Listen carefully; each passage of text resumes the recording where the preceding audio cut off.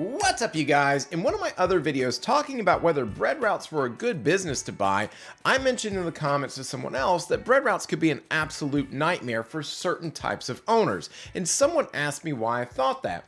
That same person also had heard that a lot of bread route owners have no life because they're working all the time on their route. And I'm going to address several points here that will be very valuable for you looking at bread routes or any business for that matter, and how I think about whether it's a good fit or not. And so in that comment, I mentioned a couple of situations that can often make bread route ownership a nightmare for those owners.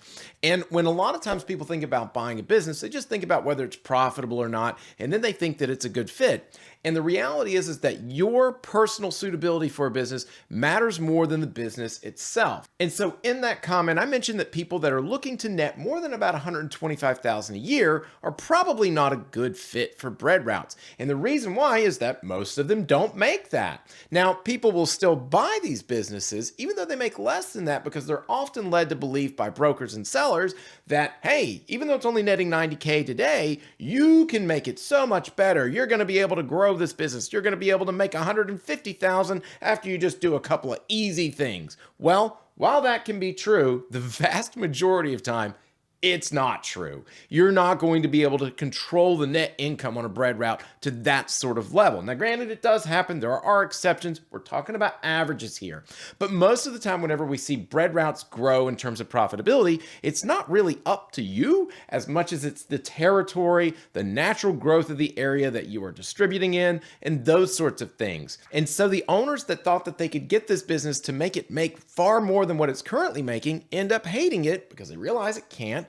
But that's not the business's fault as much as it is the issue that it's not a good fit for that particular owner. And finally, one of the other points that the commenter brought up was that they had heard that a lot of bread route owners work all the time and they have a terrible work-life balance. The reality is some bread route owners are very fast and efficient, some are slow, they're not getting in any hurries, some have gigantic routes that make $120,000 a year, some have very small routes, maybe they only make 40 or 50K, some have different types of routes. And so a flowers route is going to take a differing amount of time than something like a Pepperidge Farm route. So between drivers being fast or slow, whether they're getting help or not, what types of vehicles they're actually using to deliver that product, the bread route company itself, there are so many different aspects of this. It's going to change the amount of time that it takes to run that business dramatically from one situation to the next.